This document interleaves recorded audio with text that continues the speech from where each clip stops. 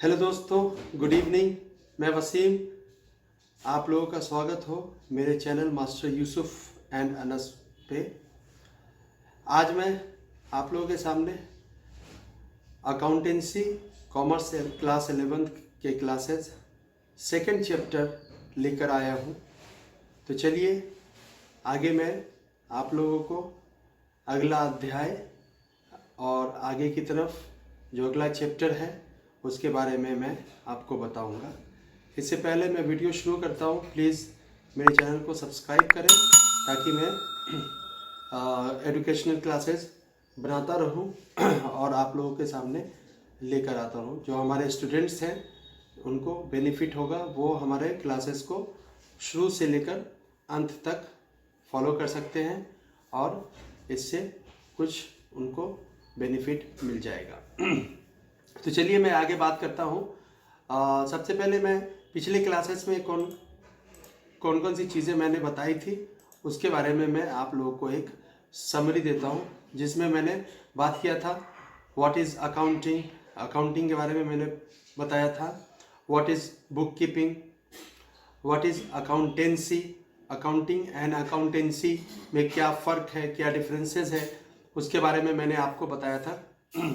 उसके बाद मैंने टाइप्स ऑफ अकाउंट्स बताया था, जो कि 5 टाइप्स ऑफ अकाउंट्स होते हैं। असेट्स, लिएबिलिटीज़, इक्विटी जिसे आपको कैपिटल भी कहते हैं, रेवेन्यू एंड एक्सपेंसेस।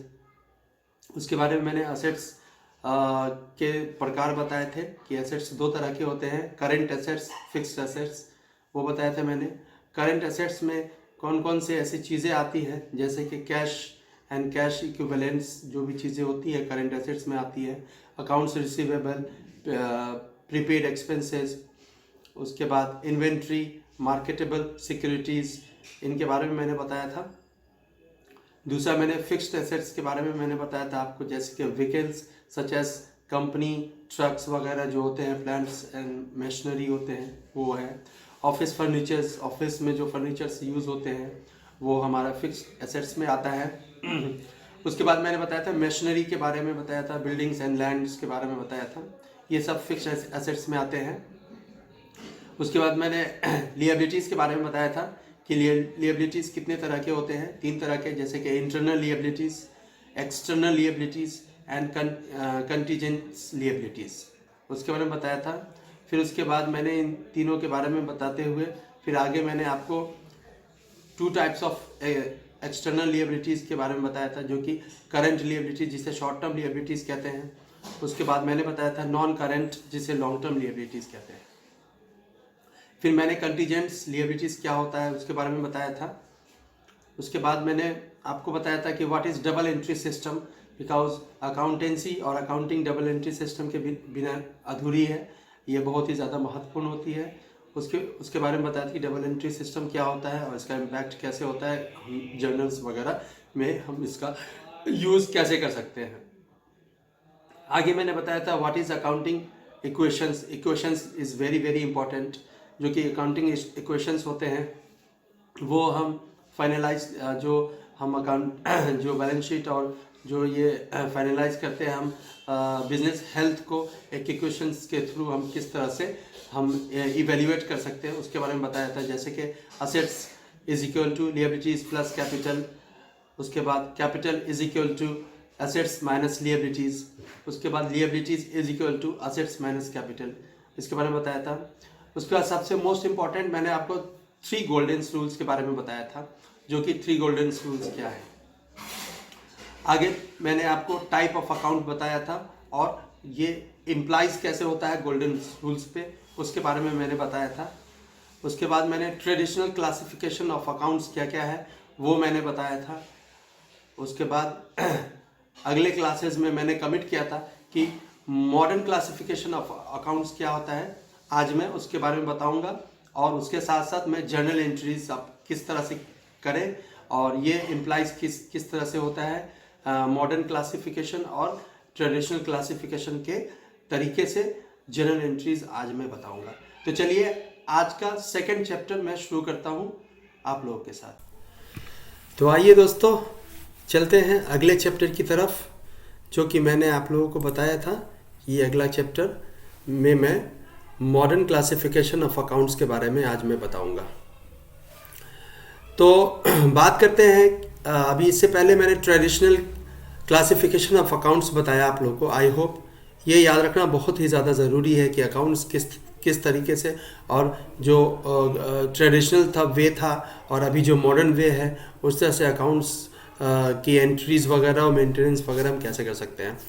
तो मॉडर्न क्लासिफिकेशन ऑफ अकाउंट्स में 5 टाइप्स होते हैं। There are 5 types of modern classification of accounts. पहला है असेट्स अकाउंट्स।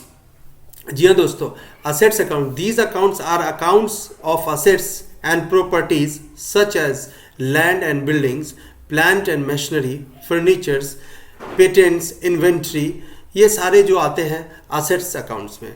ये मॉडर्न क्लासिफिकेशन का एक प्रकार ये हुआ। दूसरा है लिएबिलिटीज accounts. These accounts are accounts of lenders, okay, creditors for goods, creditors for expense. ये सारे जो आते हैं ये liabilities accounts में आते हैं। और भी बहुत सारे ऐसे हेड्स हैं जो liabilities accounts में आते हैं, वो आगे मैं आपको बताऊंगा। तीसरा है कैपिटल अकाउंट्स, जिसे हम इक्विटी अकाउंट्स भी कहते हैं। Okay, so these are accounts of proprietors, partners who have invested money, yes, who have invested money into the business. Actually क्या है कि जब कोई भी बिजनेस स्टार्ट अगर करते हैं तो उसमें कुछ इन्वेस्टमेंट करना पड़ता है, कुछ पूंजी लगाना पड़ता है।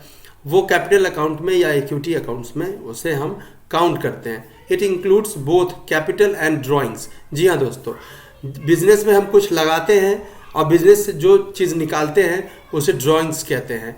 तो ये अकाउंट्स जो एक्चुअली होता है ये कैपिटल अकाउंट्स में इस प्रकार को हम काउंट करते हैं। और इतना आप ध्यान रखें कि जब भी अकाउंट्स प्रिपरेशन की तैयारी करें आप, तो आप बिजनेस एंड से ही हमेशा आपको देखना पड़ेगा कि हम बिजनेस हैं और उस तरीके से अकाउंट्स प्रिपेयर करते हैं हम। चौथा पॉइंट्स है रेवेन्यू अकाउंट्स। जी हाँ दोस्तों, revenue accounts, these are accounts of income and gains.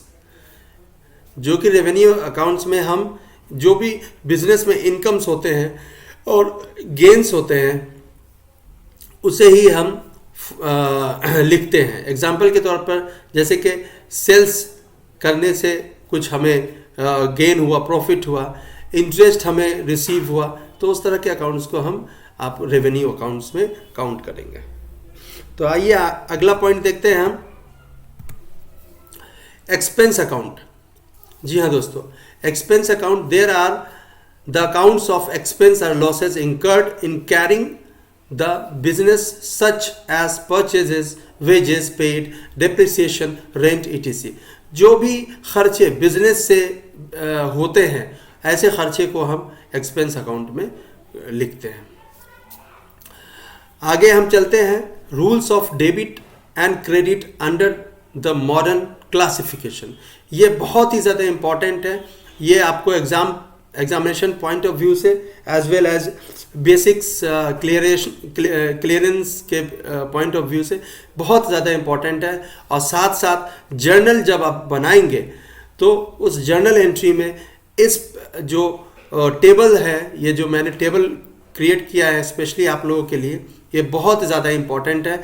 इसमें आप समझेंगे टाइप्स ऑफ अकाउंट्स, वो किस तरह से उसका कौन सा बैलेंस होता है और कैसे हम डेबिट करेंगे और कैसे हम क्रेडिट करेंगे। तो वो सारी चीज़ें हम यहाँ पर आपको बताने जा रहे हैं। तो ये टेबल आप ध्यान से देख लीजिए। मैं टेबल को थोड़ा आप लोग को टेबल के बारे में बताता हूँ। ये टेबल है types of accounts, balance, account to be debited, accounts to be credited.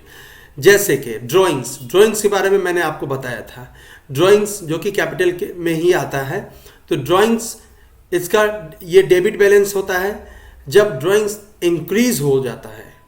I mean हम बिजनेस से बहुत सारा पैसा जब निकालते हैं, ओके, तो हम उसे डेबिट करते हैं, राइट।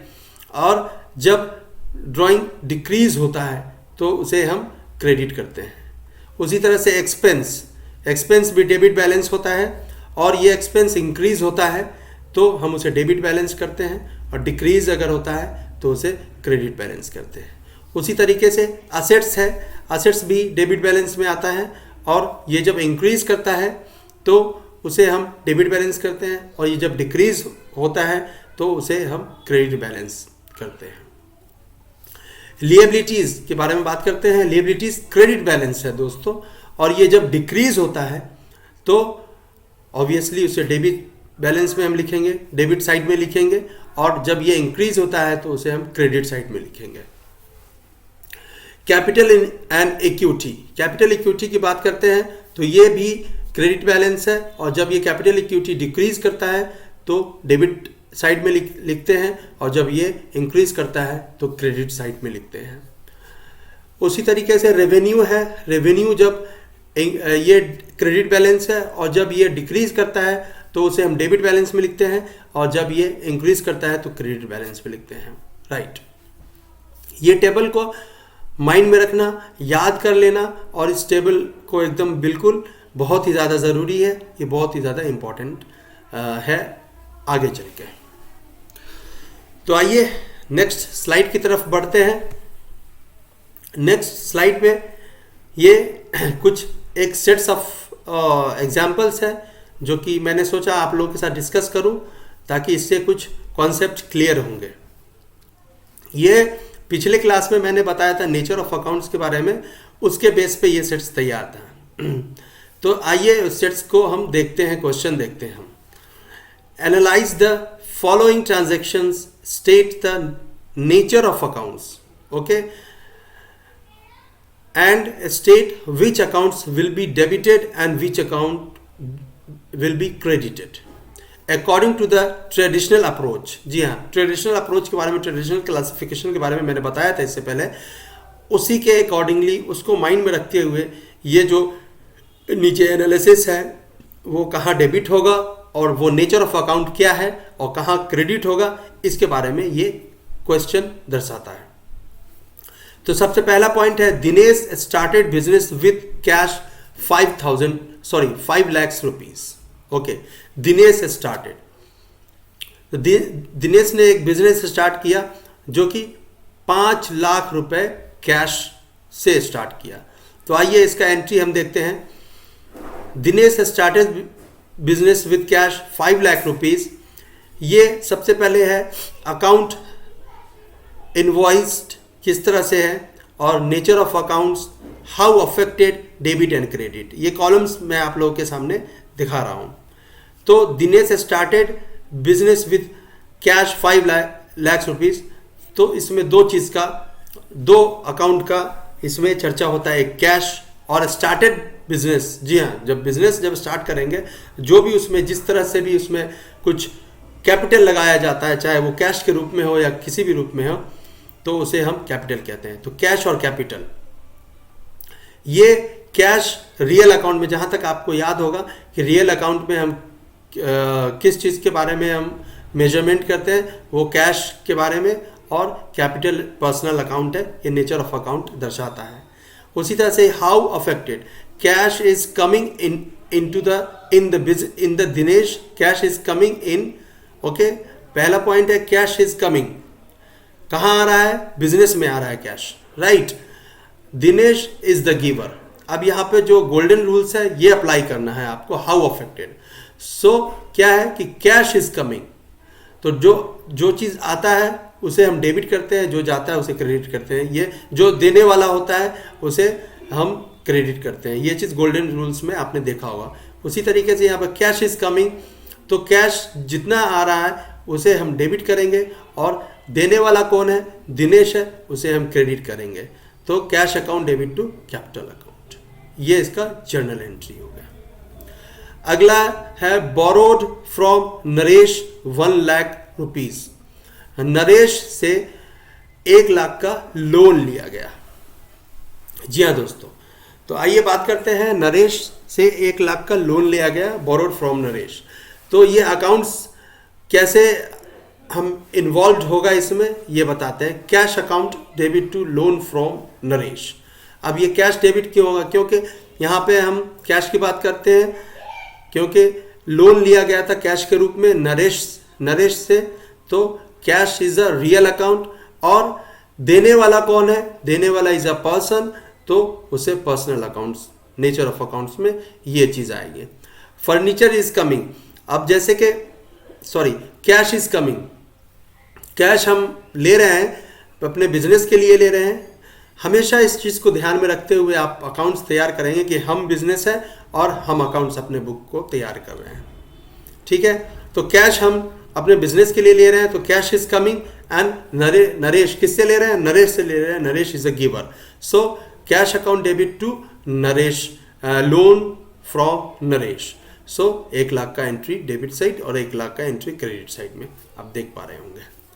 तीसरा पॉइंट मैं डिस्कस करूं, ये purchased furniture for 20,000 rupees in cash from Raj furniture house. हमने 20,000 के फर्नीचर अपने बिजनेस के लिए लिया। किससे लिया? राज फर्नीचर हाउस से लिया। तो आइए सबसे पहले इसमें देखते हैं कि अकाउंट्स कौन कौन सा इन्वॉल्व है। इसमें फर्नीचर्स इन्वॉल्व है और इसमें कैश इन्वॉल्व है। जी हाँ दोस्तों, तो फर्नीचर रियल अकाउंट का पार्ट है और कैश भी रियल अकाउंट का पार्ट है, राइट। तो फर्नीचर इज कमिंग, हमारे बिजनेस में फर्नीचर आ रहा है तो फर्नीचर को हम डेबिट करेंगे और cash is going out from the business, ठीक है। तो हम कैश को क्रेडिट करेंगे, जो चीज़ आता है उसे डेबिट करते हैं और जो चीज़ हमसे जाता है उसे क्रेडिट करेंगे, ठीक है। तो furniture account debit and cash account credit 20,000। अगला पॉइंट है कि purchase furniture from Delhi safe for 40,000। Delhi safe से हमने 40,000 के फर्नीचर खरीदे। ये भी सेम एंट्री है। तो लेकिन यहाँ पे आपको ये देखना पड़ेगा कि फर्नीचर और दिल्ली सेफ आपको देखना पड़ेगा कि अकाउंट्स क्या क्या इन्वॉल्व है। Purchase furniture from Delhi safe for 40,000, ठीक है। यहाँ पर कैश की बातें नहीं है। ऊपर वाले हेड में यहाँ पर आप देख सकते हैं कैश।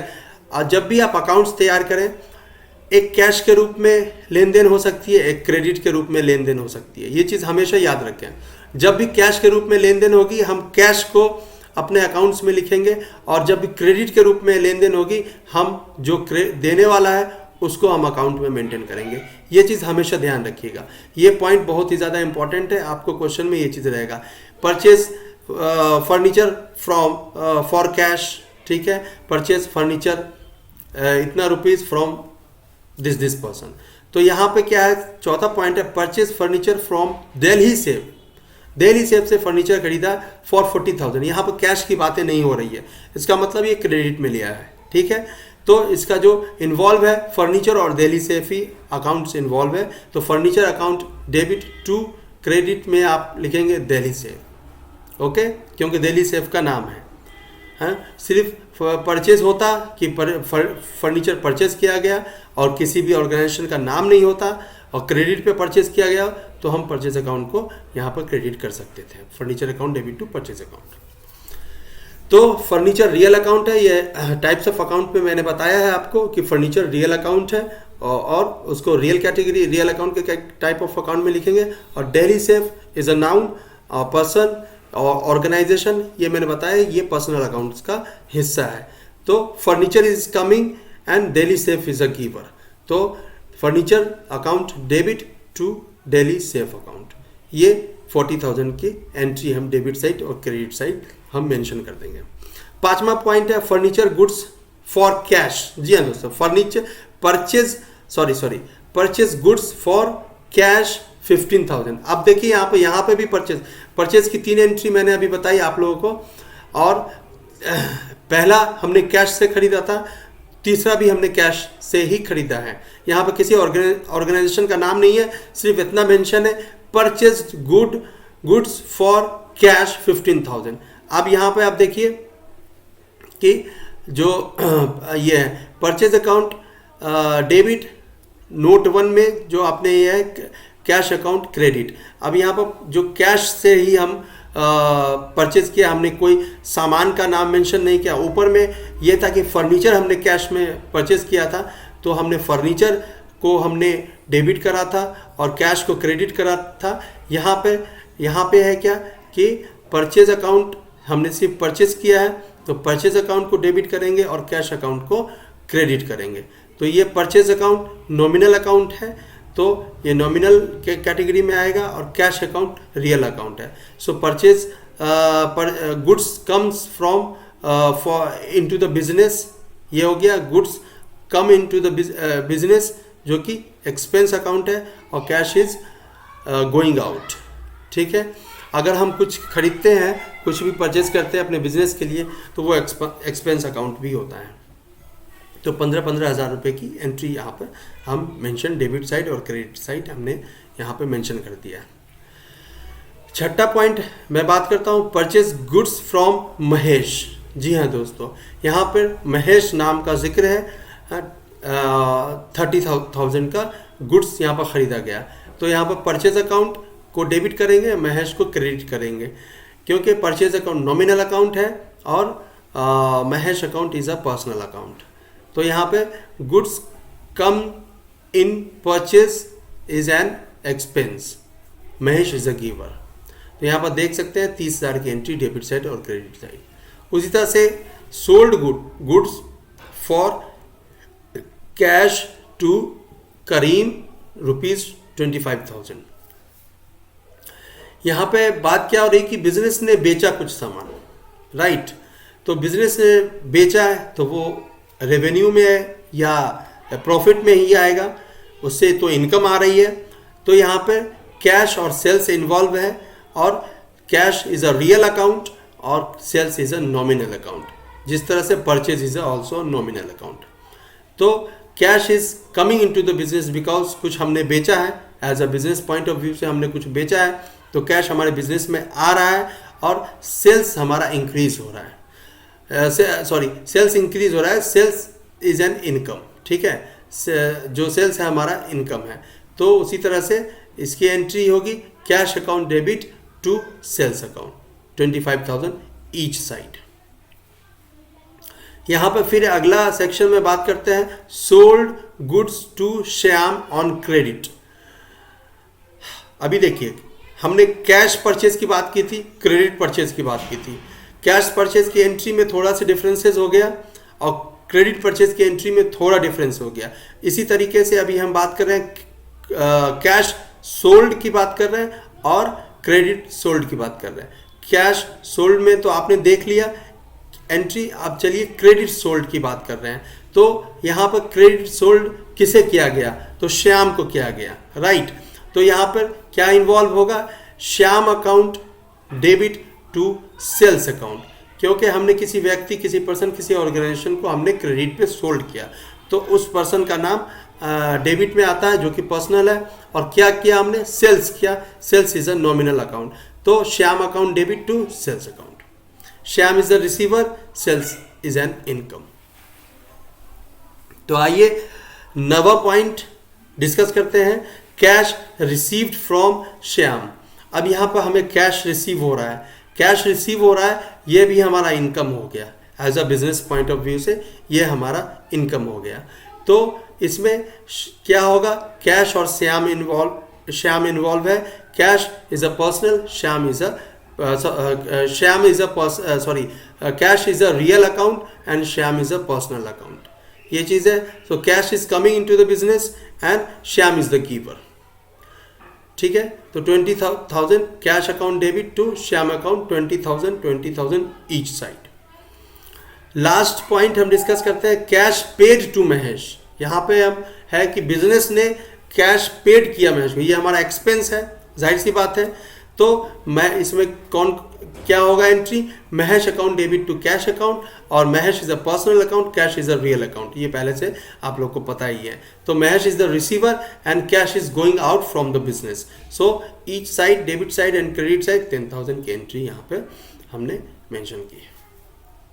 तो आई होप ये एक समरी एनालिसिस से कुछ कॉन्सेप्ट आप लोगों के क्लियर हुए होंगे। चलिए अगले स्लाइड की तरफ बढ़ते हैं हम। सो अगला slide is a very very most important slide. अब हम बात करेंगे journals entries, how to create a journal entries, और जर्नल एंट्रीज के डेफिनेशन क्या है। आइए पहले इस चीज को बात करते हैं। जब भी अकाउंटेंसी की बात आती है, so journal entry is the first pillar of the accountancy. ये बहुत ही ज़्यादा इंपॉर्टेंट है जर्नल एंट्रीज, और इसके बिहाफ पे ही हम एक्यूरेट अकाउंटिंग ट्रांजैक्शन को अच्छे से अपने बुक में मेंटेन करेंगे। और जर्नल एंट्री ये बहुत ज़्यादा इंपॉर्टेंट है, क्योंकि इसी बेस पे हम किसी पर्टिकुलर अकाउंट्स का लेजर तैयार करते हैं, और लेजर इफेक्ट पीएनएल पे पड़ता है और पीएनएल इफेक्ट बैलेंस शीट पे पड़ता है। तो दोस्तों आप देखते रहिए ये किस तरह से एक दूसरे से जुड़ा हुआ है। अकाउंट्स बहुत ही इजी सब्जेक्ट है और बहुत ही कॉम्प्लिकेटेड भी है। समझे तो बहुत इजी है और ना समझे तो बहुत कॉम्प्लिकेटेड है। एक एंट्री जब होती है उसका इम्पैक्ट आपको जर्नल से लेकर, लेजर से लेकर, पीएनएल से लेकर बैलेंस शीट और फाइनेंशियल स्टेटमेंट तक उस एंट्री को हम ले जाते हैं। एक जगह लिख के हम कभी नहीं छोड़ते हैं। तो आइए जर्नल एंट्री की डेफिनेशन के बारे में मैं आपको बात करता हूँ। सॉरी दोस्तों, थोड़ा बैठने में प्रॉब्लम भी होती है हमको कंटिन्यूसली, तो आई होप आप इग्नोर करेंगे ये सारी बातें। तो चलिए डेफिनेशन की बात करते हैं journal entry. So a journal is book employed to classify or sort of transaction in a form convenient for their subsequent entry in the ledger। ये बहुत प्रसिद्ध जो कूपर साहब हैं उन्होंने ये स्टेटमेंट लिखा था। अगले भाषा में हम समझने की कोशिश करते हैं कि a journal entry is a record. ये एक तरह रिकॉर्ड ऑफ बिजनेस का रिकॉर्ड है, जो कि डेली बेसिस के ट्रांजैक्शन को, ठीक है, अपने बुक में मेंटेन करती है। A properly documented journal entry consist of the correct date, amount to be debited and credited, descriptions of the transaction and unique reference number. Journal entries में सब कुछ मेंशन होता है। ट्रांजैक्शन कब हुआ, किस डेट में हुआ, ट्रांजैक्शन का इम्पैक्ट क्या है, डेबिट है या क्रेडिट है। कोई भी ट्रांजैक्शन जो होता है उसका बोथ साइड इम्पैक्ट होता है। उसके बाद क्या था ट्रांजैक्शन में, डिस्क्रिप्शंस क्या है, इम्पैक्ट क्या है, मतलब ये सारी बातें एक जर्नल में मेंशन होती है, राइट। दूसरा है a journal entry is the first step in the accounting cycle. A journal details all financial transactions of a business and makes a note of the accounts that are affected. Since most businesses used a double entry accounting system, every financial transaction impact at least two accounts, while one account is debited and another account is credited. This means that a journal entry has equal debit and credit amount. ये मैं आपको पहले ही बता चुका हूं कि journal entry एक ऐसा व्याख्या तरीका है किसी भी ट्रांजैक्शन को अपने बुक में मेंटेन करने का, जो कि प्रॉपर और एक्यूरेट वे में मेंशन होता है, और इसका इम्पैक्ट दोनों साइड होता है, एक क्रेडिट और एक डेबिट और क्रेडिट। इस तरह से जर्नल एंट्री को हम मेजरमेंट करते हैं और अपने बुक में इसको मेंशन करते हैं। तो आई होप जर्नल एंट्रीज के बारे में आप लोग को पता चल गया होगा कि जर्नल क्या है। चलिए अगले स्लाइड की तरफ बढ़ते हैं हम। तो अगला स्लाइड ये कहता है कि what is the purpose of a journal entry. Journal entry का पर्पस क्या है? आई होप इसका आंसर आपको पहले से पता होगा, जो कि आपने डेफिनेशन में ही इसके आंसर को आपने देख लिया होगा। सो चलिए डेफिनेशन इसका देखते हैं। A journal is a record of transaction listed as they occur that shows the specific accounts affected by the transaction. Used in a double entry accounting system, journal entries require both debit and credit to complete the each entry. So when you buy goods, it increases both the inventory as well as accounts payable accounts. Okay. ये जैसे कि suppose कीजिए कि अगर हम कुछ सामान लेते हैं तो ये हमारे मतलब it increase both inventory, account payable side में भी वो इम्पैक्ट करता है और साथ साथ हमारे बुक ऑफ अकाउंट में भी इम्पैक्ट पड़ता है। So journal entry are the foundation. जी हाँ दोस्तों, ये मैंने बताया था, ये पिलर है एक तरह से। So it's the foundation of all financial report. They provide important information that are used by auditor to analyze how financial transaction impact a business. The journalized entries are then posted to a journal ledger. जी हाँ, इसी के base पे हम journal ledger तैयार करते हैं और ये एक ऑडिट पर्पस से बहुत ही ज़्यादा इम्पॉर्टेंट है कि हम किसी भी ट्रांजैक्शन को हमने किस तरीके से मेंशन किया है और हमने उस पे क्या डिस्क्रिप्शन लिखा है, डेट क्या था, लेजर फॉलियो क्या था, वो सारी चीज़ें इसमें मेंशन होती है। तो एक ऑडिटर को बहुत ही ज़्यादा आसान होता है उस बुक्स ऑफ अकाउंट को ऑडिट करना और जर्नल एंट्री के बेस पे। तो आई होप आपको पर्पस पता चल गया होगा कि जर्नल एंट्री का पर्पस क्या है। आइए अगले स्लाइड की तरफ बढ़ते हैं। So next slide is what is includes in a journal entry. जी हाँ दोस्तों, ये जर्नल एंट्रीज में क्या इंक्लूड्स होता है, क्या ये चीज़ें बहुत इंपॉर्टेंट है। सो चलिए आगे चलते हैं, आगे जानते हैं कि जर्नल एंट्री में क्या क्या इंक्लूड्स और क्या क्या चीज़ें होती हैं। So a journal entry requires the following elements that is below. A header which includes the dates of entry. एक header होता है, header means column. दूसरा होता है a reference number of journal entry number that can be used to index and retrieve the journal when required. तीसरा है आपको the account name, the account number and name. These are recorded in the first column into which the entry is recorded. The debit amount is entered in the second column. The credit amount is entered in the third column. The description of the journal entry in the footer. आइए आगे आपको दिखाते हैं कि किस तरह से ये जो पॉइंट्स है एक कॉलम्स में किस तरह से लिखा जाता है। तो ये आप देख पा रहे होंगे कि ये जर्नल एंट्री के जो फॉर्मेट है इस तरह से फॉर्मेट होता है।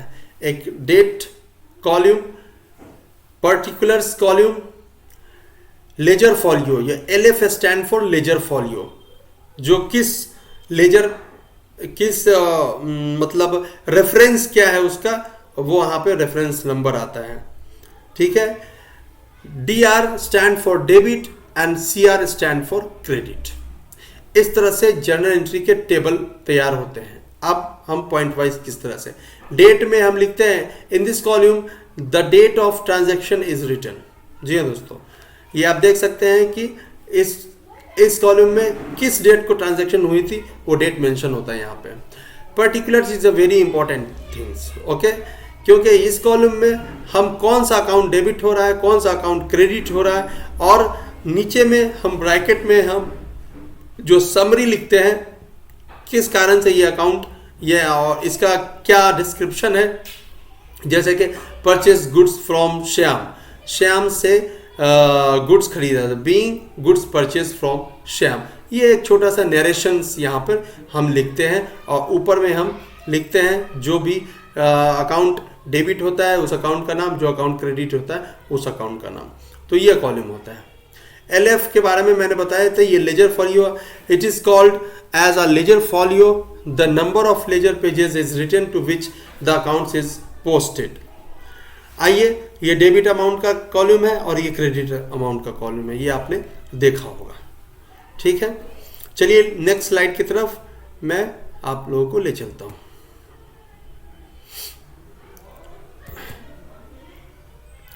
तो अगला स्लाइड बहुत ही ज़्यादा इंपॉर्टेंट है। ये मैंने तैयार किया है ये स्लाइड के डेबिट और क्रेडिट के क्या नियम हो सकते हैं based on the traditional and based on the modern classification. बहुत ही ज़्यादा इंपॉर्टेंट है। इस टेबल को ध्यान से और बहुत अच्छी तरीके से आप याद कर लें, अपने इसमें बहुत आगे हेल्प होगा। तो मैं पहले बात करता हूँ based on traditional classification of accounts के बारे में। तो types of accounts, debit and credit, आपको तो पता ही होगा कि 3 टाइप के अकाउंट्स हैं, personal account, real account, nominal account. So personal account में हम क्या करते हैं, receiver is the debit and giver is the credit. हम जो रिसीवर होता है उसे डेबिट साइड में लिखते हैं और जो हम गिवर होता है उसे क्रेडिट साइड में लिखते हैं, राइट। उसी तरीके से रियल की बात हम करते हैं, रियल अकाउंट्स की बात करते हैं। जो भी हमारे बिजनेस में आता है उसे हम डेबिट करते हैं, जो हमारे बिजनेस से जाता है उसे हम क्रेडिट करते हैं। नॉमिनल की बात करते हैं। नॉमिनल में सिर्फ और सिर्फ हानि, लाभ, gains, losses, income, profits, expenses, इसी के बारे में बात करते हैं। अब देखिए कैसे क्या है। ऑल एक्सपेंसेस एंड लॉसेस, जितने भी खर्चे हो जाते हैं या नुकसान हो जाता है उसे हम डेबिट में लिखते हैं, nominal account, type of account. और जितने भी हमारे प्रॉफिट्स एंड गेन्स है उसे हम क्रेडिट में लिखते हैं। तो ये डेबिट क्रेडिट करने का ट्रेडिशनल क्लासिफिकेशन था। अब आइए डेबिट क्रेडिट करने का मॉडर्न क्लासिफिकेशन हम सीखें। मॉडर्न क्लासिफिकेशन में मैंने जहां तक बताया था आपको 5 टाइप्स ऑफ अकाउंट्स है, असेट्स, लिएबिलिटीज, कैपिटल जिसे इक्विटी भी कहते हैं, और रेवेन्यू, एक्सपेंस। जी हाँ दोस्तों, तो आइए एसेट्स को हम कब डेबिट करेंगे और कब क्रेडिट करेंगे। जब एसेट्स इंक्रीज हो रहा है तो उसे हम डेबिट करेंगे, और जब एसेट्स डिक्रीज हो रहा है तो उसे हम क्रेडिट करेंगे। उसी तरीके से लिएबिलिटीज जब डिक्रीज हो रहा है तो उसे हम डेबिट करेंगे, और लिएबिलिटीज जब इंक्रीज हो रहा है तो उसे हम क्रेडिट करेंगे। कैपिटल और इक्विटी की बात करते हैं तो ये भी जब डिक्रीज होता है तो उसे डेबिट करते हैं, और जब ये इंक्रीज होता है तो उसे हम क्रेडिट करते हैं। रेवेन्यू की बात करते हैं। रेवेन्यू भी हमारा जब कम होता है तो उसे हम डेबिट करते हैं, और जब रेवेन्यू बढ़ता जाता है तो उसे हम क्रेडिट करते हैं।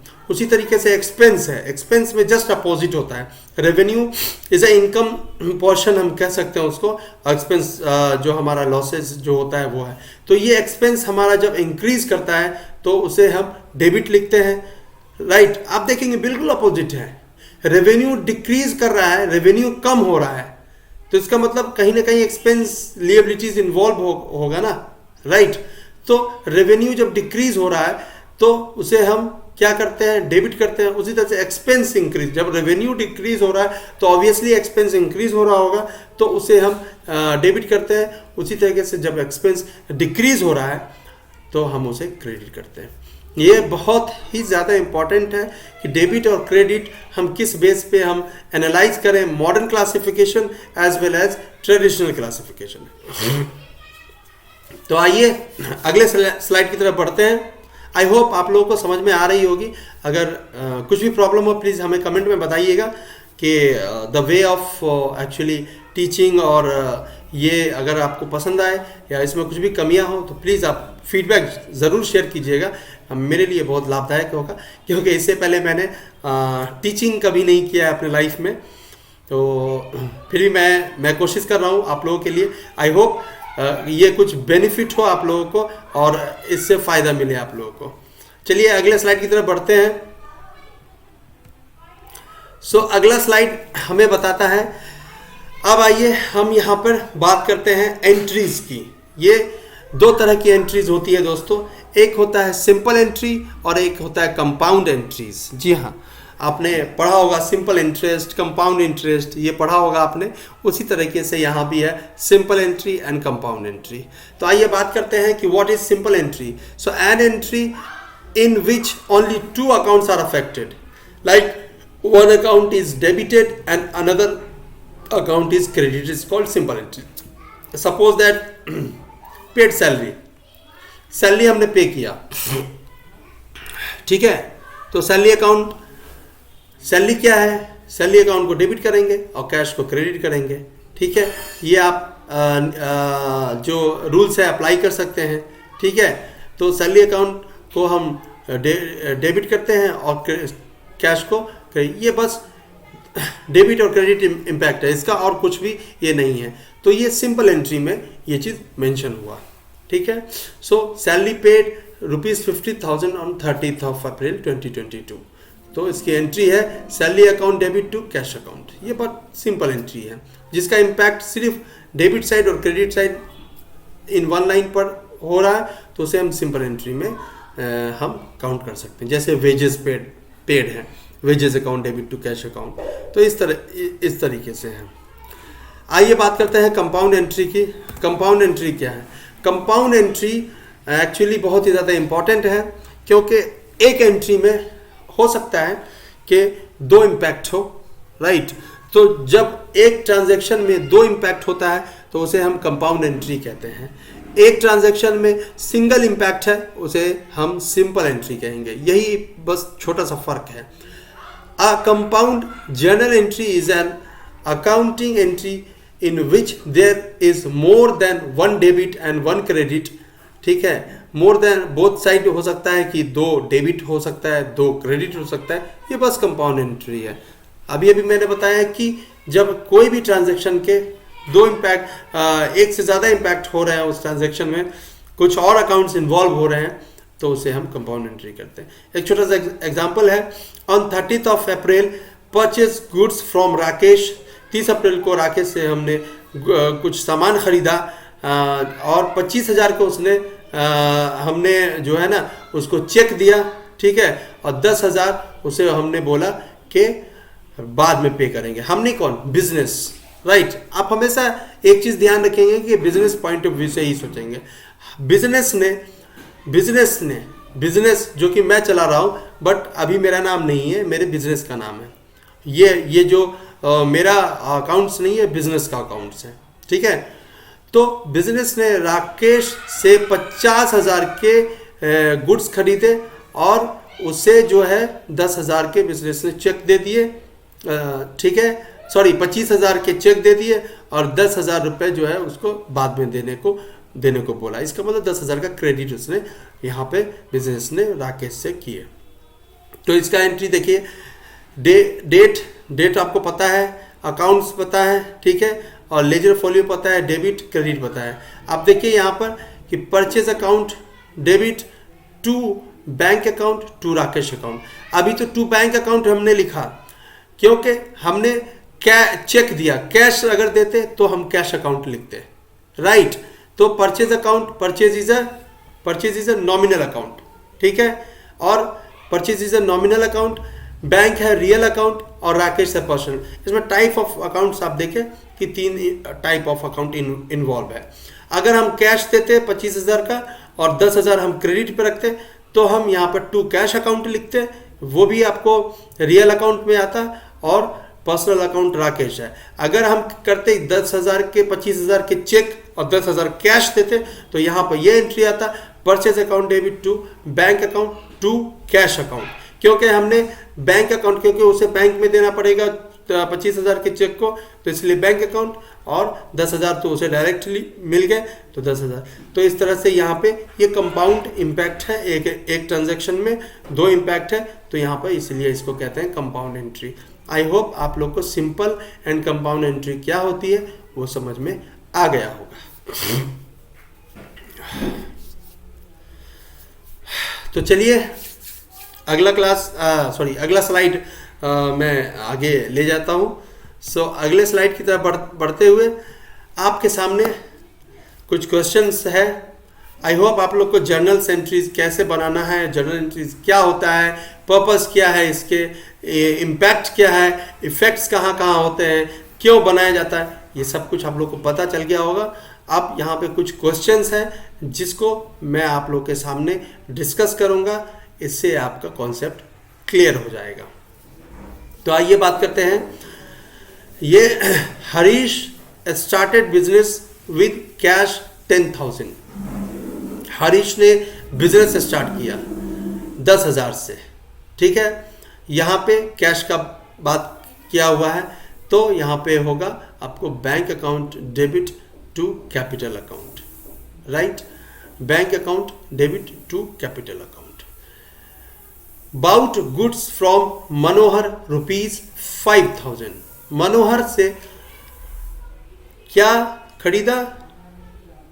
सामान खरीदा। कौन सामान खरीदा उसका नाम मेंशन नहीं है, ठीक है। तो मनोहर जो है क्रेडिटर है, उसको हमको पैसा देना है, ठीक है। तो इसीलिए उसको डेबिट किया, ये पर्सनल अकाउंट है, डेबिट, ठीक है, टू परचेज अकाउंट, राइट। आगे का स्लाइड मैं करता हूं। Purchase fitting for cash ₹800। Purchase fitting for cash, तो यहाँ पे fitting account debit to bank account. अगला स्लाइड चलते हैं। Sold goods to Charanjit 1600 rupees. Charanjit को कुछ सामान बेचा, 1600 रुपये का कीमत था उसका, तो चरणजीत को हमें पैसा देना है, जो हमें हमारा देनदार है, ठीक है, वो डेब्टर होता है। तो डेब्टर या चरणजीत यहाँ पे नाम है, तो उसे डेबिट करेंगे, और हमने बेचा सेल्स अकाउंट, तो यहाँ पर सेल्स को क्रेडिट करेंगे। कुछ अगर इसमें कन्फ्यूजन है तो हमें ज़रूर बताइएगा कमेंट में। अगला स्लाइड की तरफ बढ़ते हैं। आगे स्लाइड में लिखा हुआ है कि पेड टू मनोहर 3000। हमने मनोहर को कुछ पेड किया, हमने 3000 रुपये पेड किया। तो मनोहर को पेड किया हो, ऑब्वियसली किसी चीज़ का बिजनेस में कोई ट्रांजैक्शन होगा, मेरा क्रेडिट का हमने किया होगा, तो उसके बिहाफ पे हमने पे किया। तो मनोहर इज अ क्रेडिटर्स, या मनोहर को डेबिट कर सकते हैं, और पेड किया तो bank account credit. Sold goods to Ravi 2000 rupees. Ravi को हमने सामान बेचा, रवि से हमें पैसे आने हैं, तो रवि को हम डेबिट करेंगे और सेल्स अकाउंट को क्रेडिट करेंगे। Received from Charanjit. अब यहाँ पे भी चरणजीत से हमें कुछ पैसा मिला, 1540 rupees, and allowed him discount 60। अब देखिए यहाँ पर सबसे ट्रिकी क्वेश्चन यहाँ पे ये है कि रिसीव्ड फ्रॉम चरणजीत से 1540 रुपये हमें मिले, लेकिन हमने उसको 60 रुपये का डिस्काउंट दिया। एग्जैक्टली ये चीज़ आपको ध्यान रखेंगे, हैं, हमने 60 रुपये का यहाँ पर डिस्काउंट दिया हमने। तो अब हमें जो मिले हैं पैसे, उसको डेबिट हम करेंगे। Bank account debit 1540 rupees, okay. Discount allowed, ठीक है, 60 रुपये का हमने यहाँ पर डिस्काउंट अलाउड किया, और यहाँ पे वो उसको भी हम डेबिट करेंगे। और जो डेब्टर है, ठीक है, जिससे हमने पैसा पाया, उसे हमने चरणजीत का नाम को क्रेडिट किया 1600, यानी कि टोटल वो सो कितना देना था, 1600 रुपये, लेकिन हमने उसे 60 का डिस्काउंट दिया, राइट, 60 रुपये का डिस्काउंट दिया। So bank account debit discount allowed, जो कि एक्सपेंस में आता है। अभी देख रहे हैं होंगे कि जो पैसा आया उसे भी हमने डेबिट किया, और जो खर्च हमने दिया है उसे भी हमने डेबिट किया टू चरणजीत अकाउंट।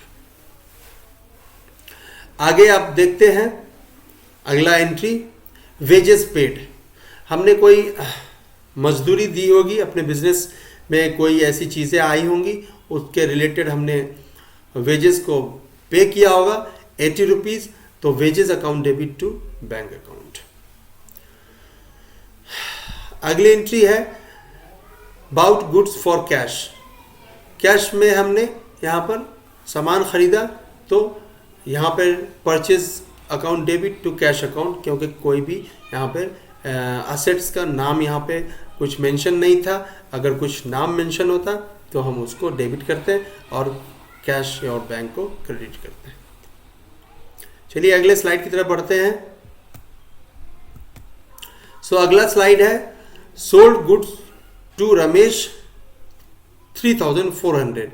हमने 3400 रुपये का सामान रमेश को बेचा है। अब देखिए रमेश इसमें देनदार है, रमेश को पैसा देना है हमें, राइट। तो Ramesh account debit to sales account.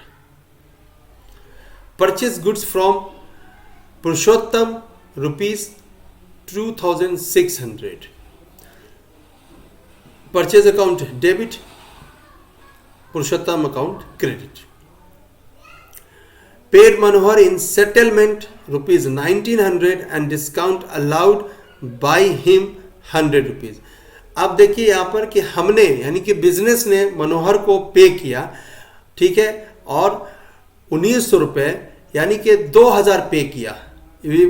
आप पिछला क्वेश्चन से रिलेट कर सकते हैं। वहाँ पे हमने पैसा रिसीव किया था, हमने डिस्काउंट अलाउ किया, बिजनेस ने डिस्काउंट वहाँ पे दिया, और यहाँ पे बिजनेस को डिस्काउंट मिला, राइट। सो 2000 रुपये मनोहर को पे करने थे, बट एक्चुअली में हमने बिजनेस ने कितना पे किया, 1900 रुपये पे किया, मनोहर ने 100 रुपये का डिस्काउंट वहाँ पे दिया। Discount 100 rupees is a income, क्योंकि हमें डिस्काउंट 100 रुपीज़ के मिले। एक्चुअली 2000 का बिल था, ठीक है, लेकिन 100 रुपये का डिस्काउंट मिला, तो 100 rupees is a income, right. So यहाँ पे आप ध्यान से देखें कि हमारे पास मनोहर ने कितना पैसा पे किया था, मनोहर को कितना पैसा मिला था, तो मनोहर को 2000 मिला था। 2000 should be debited as a Manohar and credit होगा 1900 रुपये।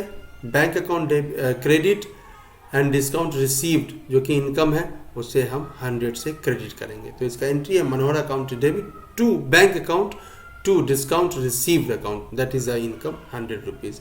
आप देख सकते हैं यहाँ पे ये कंपाउंड एंट्री की बात हो गई। चलिए अगला क्वेश्चन है paid carriages from goods and sold ₹40, right. Paid carriages from goods and sold ₹40। So carriage यहाँ पर जब हमने पे किया सामान बेचने के लिए, वो 40 का कैरेज था, भाड़ा था, जो कि हमें अकाउंटिंग में ट्रांजैक्शन में हमें दिखाना है जर्नल एंट्री में। सो कैरेज ऑन गुड्स जो कि सामान की ढुलाई का भाड़ा है उसे डेबिट करेंगे, और 40 is a credit, bank is a credit, तो 40 से बैंक क्रेडिट करेंगे, यानी कि carriage on goods account debit to bank account. अब यहाँ पे बात करते हैं वेजेस पेड, जो कि हमने पहले भी वेजेस पेड के बारे में बात करा है, जो कि wages account debit to bank account. चलिए अगले स्लाइड की तरफ बढ़ते हैं। सो अगला स्लाइड है, यहाँ पे एंट्री है गुड्स हमने ख़रीदा मनोहर से 3000 के, सेम एंट्री है purchase account debit to creditors account, Manohar's account भी यहाँ पे हम लिख सकते थे। बाउट गुड्स फॉर कैश 800, हमने फिर से कैश में 800 रुपये के गुड्स खरीदे। सो यहाँ पे मनोहर का नाम नहीं है, या किसी भी व्यक्ति या किसी भी ऑर्गेनाइजेशन का नाम नहीं है। सो परचेज अकाउंट को डेबिट करेंगे और बैंक अकाउंट को क्रेडिट करेंगे, राइट, बैंक अकाउंट या कैश अकाउंट। तो ये थे कुछ क्वेश्चन ऑफ शेड्स जो कि मैंने आपके सामने रखा। अब आगे ये प्रैक्टिस क्वेश्चन है, ये प्रैक्टिस क्वेश्चन आप लोग करेंगे जिसको अपने इस पे घर पे। तो ये कुछ क्वेश्चंस हैं सितंबर, मैं क्वेश्चन पढ़ता हूँ। September 1 Mohit started business with cash, तो आपको तो यहाँ पर एंट्री पता ही है, cash account debit to capital account, ठीक है, वो आपको 2 लाख की एंट्री यहाँ पर देनी है। मशीनरी परचेज, यहाँ पर मशीनरी खरीदा गया, cash, machinery account debit to cash account, ये भी एंट्री आपको पता ही है। सितंबर 20 को गुड्स बेचा गया, कैश में हमने जब सामान बेचा तो हमें कैश मिला 70,000 का, so cash account debit to sales account, ठीक है। उसी तरीके से यहाँ पर रेंट पेड है 5000 सितंबर, ठीक है, for goods purchase for cash, ठीक है। अब देखिए यहाँ पे कि 30 सितंबर को रेंट पेड किया और 4 सितंबर को हमने गुड्स परचेज किया, इसकी 2 एंट्री होगी। तो 30 सितंबर को हमने रेंट पेड किया, तो rent account debit to cash account, यहाँ पर बैंक अकाउंट लिखेंगे, और goods purchase for cash, so purchase account, यहाँ पर परचेज अकाउंट किसी भी गुड्स का जिक्र नहीं है, so purchase account debit to cash account. आइए इसी एंट्री को हम इस टेबल के ज़रिए समझते हैं, ये बहुत ही ज़्यादा इंपॉर्टेंट है, किस तरह से tabular analysis of business transaction modern approach के हिसाब से इस टेबल को समझते हैं। तो यहाँ पर एंट्रीज है 1 सितंबर, 4 सितंबर, 10, 20, 30 सितंबर का, यहाँ पर जो अकाउंटिंग जो प्रक्रियाएं हुई हैं उसके डेट्स है। ट्रांजैक्शन में है मोहित ने फर्स्ट बिजनेस स्टार्ट किया 2 लाख से, तो कैश और कैपिटल है अकाउंट्स अफेक्टेड, और ये असेट्स और कैपिटल हो गया। उसी तरह से ये इंक्रीज दोनों इंक्रीज कर रहा है, ये चीज़ आपको ध्यान में रखना पड़ेगा। कैश भी इंक्रीज कर रहा है, कैपिटल भी इंक्रीज कर रहा है, ठीक है, ये cash account debit to capital account. उसी तरह से परचेज, ये मैंने बताया था परचेज अकाउंट कैश अकाउंट। उसी तरह 10 सितंबर की बात करते हैं तो ये हुआ था मशीनरी परचेज किया गया था, machinery account debit to cash account. ये एसेट्स है, ये भी एसेट्स है। ओके, इंक्रीज ये हो रहा है और ये कैश डिक्रीज हो रहा है। कुछ परचेज किया तो कैश डिक्रीज हुआ है तो machinery account debit to cash account. उसी तरह से 20 सितंबर की बात करते हैं, सोल्ड गुड्स हुआ 70,000 कैश में हमने बेचा है तो यहाँ पे हमारा रेवेन्यू इंक्रीज कर रहा है। उसके बाद कैश एसेट्स है, ये भी इंक्रीज कर रहा है, ठीक है, हमारे बिजनेस से। So cash account debit to sales account. उसी तरीके से सितंबर 30 को रेंट पेड किया गया तो rent account debit to cash account, cash और एक्सपेंस है, ये एंट्रीज है। चलिए ये देखिए इस तरह से ये एंट्री बनी है, किस तरह से cash account debit to capital. B narration की बात यहाँ पर हमने बताया था पर्टिकुलर्स में, वो और टाइप ऑफ अकाउंट्स के नेम्स आते हैं और क्या डेबिट होता है क्या क्रेडिट होता है। हम यहाँ पर डेबिट में हमेशा हम DR लिख देते हैं, बट क्रेडिट को 2 से हम दर्शाते हैं। और जब हम टेबल में लिखते हैं लेफ्ट साइड में डेबिट लिखते हैं और राइट साइड में क्रेडिट लिखते हैं। तो इस तरह से हम जर्नल का फॉर्मेट तैयार करेंगे। Cash account debit to capital account being business started for cash 2 lakh rupees. Ledger folio का यहाँ पर कोई भी जिक्र नहीं था तो लेजर फॉलियो ब्लैंक है, वो ब्लैंक रहेगा। Purchase account debit to cash account being goods purchase for cash 40,000। Machinery account debit to cash account 60,000 being machinery purchase for cash. Cash account debit to sales account being goods sold for cash 70,000। Rent account debit to cash account ये 5,000 क्या होगा being rent paid. तो चलिए thank you so much. आज की classes मैं यहीं पे ख़त्म करता हूँ। आई होप आप सभी को ये क्लास पसंद आया होगा। आज हमने सीखा मॉडर्न क्लासिफिकेशन और जर्नल एंट्रीज के बारे में कि किस तरह से हम उसको ये कर सकते हैं।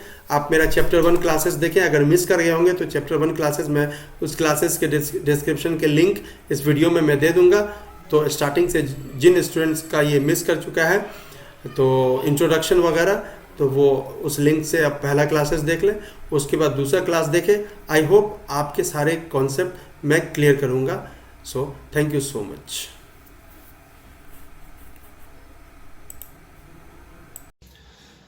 So thank you so much दोस्तों, मेरे साथ बने रहने के लिए। आई होप ये क्लास आप लोगों के लिए बहुत ही ज़्यादा बेनिफिशियल रहा होगा और मैं आशा करता हूँ कि कुछ आप लोगों ने इस क्लास से सीखा होगा। और आगे मैं हर वीकेंड, जैसा कि मेरा कमिटमेंट है, वैसा ही मैं करता रहूँगा और धीरे धीरे आपको सारी अकाउंटेंसी के बारे में बताता रहूँगा। सो प्लीज़ मेरे चैनल को सब्सक्राइब करें, ज़्यादा से ज़्यादा शेयर करें और कमेंट करें, ताकि मैं मुझे मोटिवेशंस मिले और मैं आप लोगों को ये क्लास प्रोवाइड करता रहूँ। So thank you so much for being with me.